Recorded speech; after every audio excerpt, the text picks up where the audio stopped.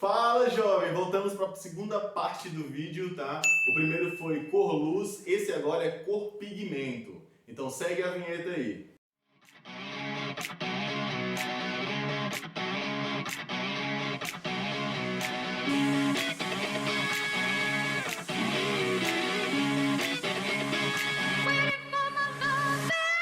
Pigmento. O que é pigmento?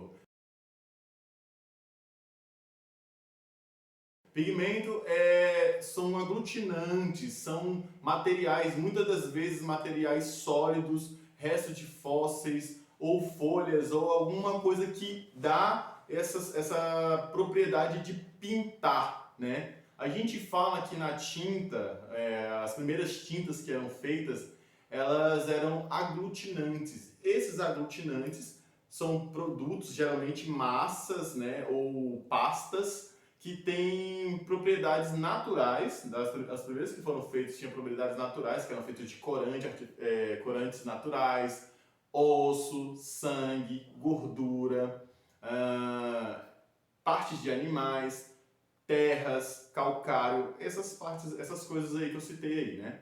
Então, esses primeiros pigmentos, esses primeiros aglutinantes eram feitos diretamente da natureza, né? Eram tintas tiradas da natureza. O cor luz é uma tinta, é uma luz, né? É uma variação comprimento de onda, que eu tinha falado no último vídeo.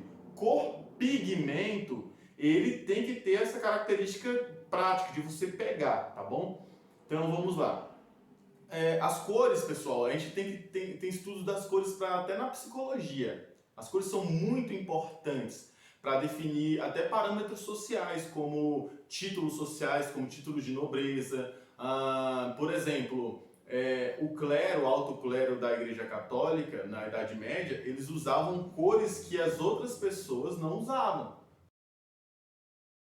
né? Cores que eram consideradas cores nobres, tá? Uma cor que era considerada muito nobre e só quem era muito rico ou quem era muito sagrado que poderia vestir era o púrpura, que é aquela cor tipo um roxo bem forte, como se fosse um violeta ali.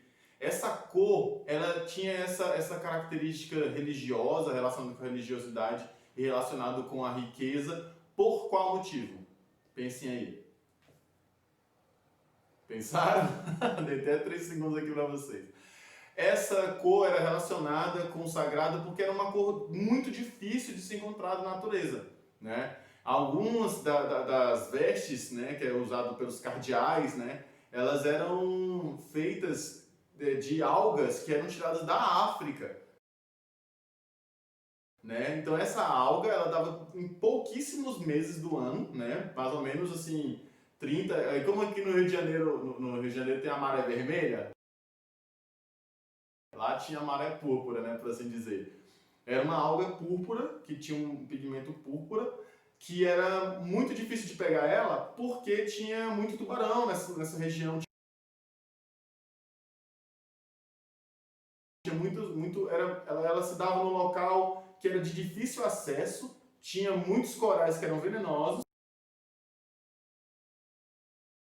e tinha a incidência de tubarões, né? Então, assim, imagina, você na Idade Média, para você tirar 1 grama desse púrpura, você tinha que entrar no mar para pegar lá e brigar com os tubarões e se dar mal lá, praticamente, né?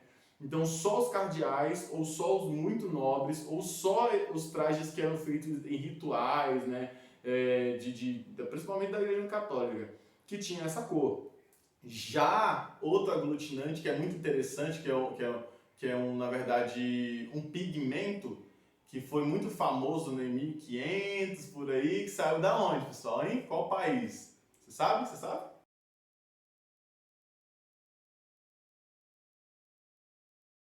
Saiu aqui do Brasil, cara, que é o nome do nosso país, né? Foi do pau-brasil. Você pode ver que em muitos dos países, dos filmes feitos fora, de castelo, as pessoas usavam sempre uma roupa meio off-white, uma roupa de algodão, uma roupa cinza, como é que posso dizer? Cores mais neutras, assim, né?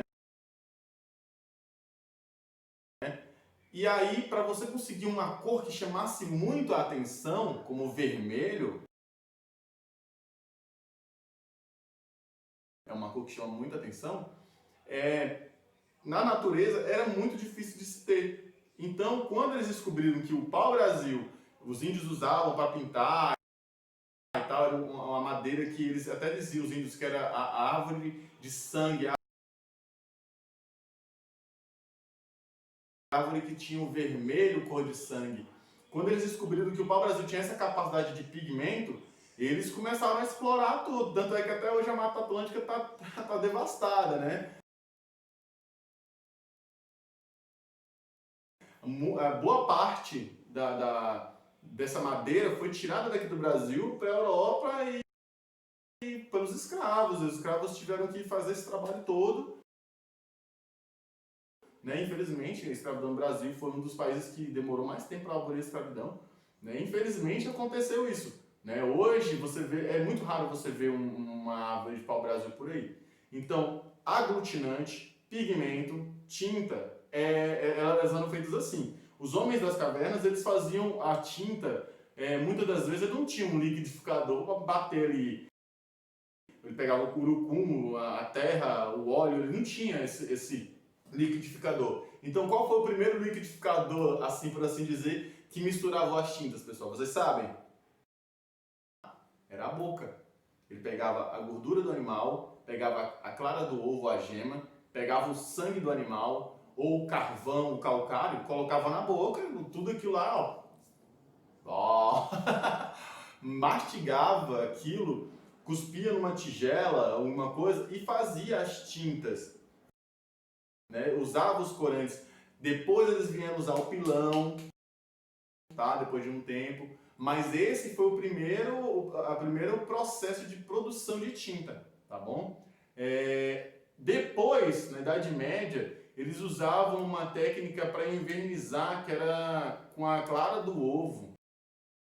Eles passavam a clara do ovo em cima das pinturas, como se fosse um verniz também. Era um aglutinante que eles usavam, clara de ovo e alguns outros pigmentos para poder conservar as pinturas, como se fosse um verniz. Então a gente sabe que ao longo da história teve esse processo da confecção das tintas. Tinham tintas que eram feitas de folhas, né, junto com carvão e sangue, mas depois de um tempo eles viram que essas tintas tinham um prazo de limitado. Aí eles começaram a fazer a tinta a óleo, né? Que é uma tinta que até hoje muitos artistas pintam com ela, mas demora muito tempo para secar. Eu já pintei um quadro de tinta a óleo que demorou mais ou menos uns 3 meses para secar. Você faz a tinta, eles gostam muito dessas tintas, esses artistas, porque é uma pintura que você pode corrigir ao longo do tempo. Você está pintando, de repente, cara, amanhã a luz passou, né? A luz que eu queria passou. Amanhã a modelo volta aqui nesse mesmo horário e a gente continua pintando. Então, depois de que a gente termina o processo, demora um tempo de cura para poder secar aquela obra. Então, a gente acha que essas pinturas que a gente vê não foi feita do dia para a noite. A Mona Lisa não foi feita do dia para a noite. Michelangelo também fazia algumas esculturas, algumas pinturas ali, alguns desenhos que não foram feitos do dia para a noite, né?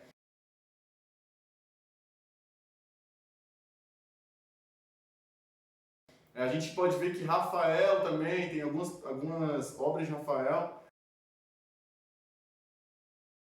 que não foram feitas do dia para a noite. Demorou tempo, e essa parte da tinta a óleo foi muito importante para que essas obras fossem feitas.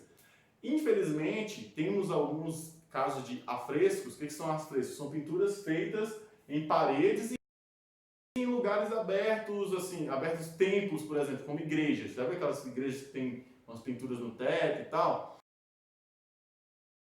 Esse tipo de pintura, na época, eles eram maravilhosos, cara. Só que, infelizmente, o estado de conservação, por eles não ter uma tecnologia adequada para preservação tem locais que está se degradando, está soltando a tinta, né? Tem uma Santa Ceia que foi pintada pelo Leonardo da Vinci, ela tá se perdendo ao longo do tempo.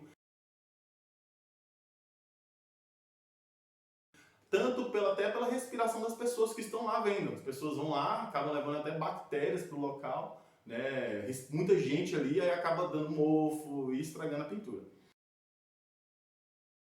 Espero que vocês tenham entendido a diferença de cor-luz no primeiro vídeo e a diferença de cor-pigmento no segundo vídeo, tá bom? A atividade que eu vou deixar para vocês fazerem vai ser um resumo de 20 linhas, manuscrito, com a letra bonitinha, que eu quero entender o que vocês estão escrevendo, no caderno de vocês. Vocês vão lá pegar 20 linhas e escrever, ó, o professor falou disso, disso, disso, disso. Por favor, não copiem na internet, porque eu quero saber o que vocês aprenderam com o vídeo.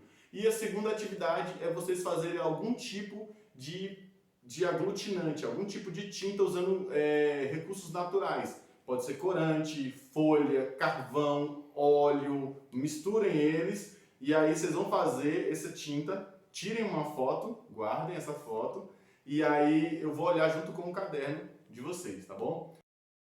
Ajudem o pai e a mãe de vocês. E outra, falem mais bom dia, boa tarde, boa noite, muito obrigado, por gentileza. Eu tô notando que muitos dos jovens, às vezes, só falam com pessoas conhecidas. Às vezes você tá passando alguém na rua ali e você não conhece, fala, pô, bom dia. A pessoa, bom dia. Ela ganha o dia dela. Então, vamos ser um pouco mais gentis com as pessoas e usem a máscara, tá? Tem uma máscara aqui em algum lugar que eu coloquei. Usem a máscara. Beijão a todos, valeu, fui!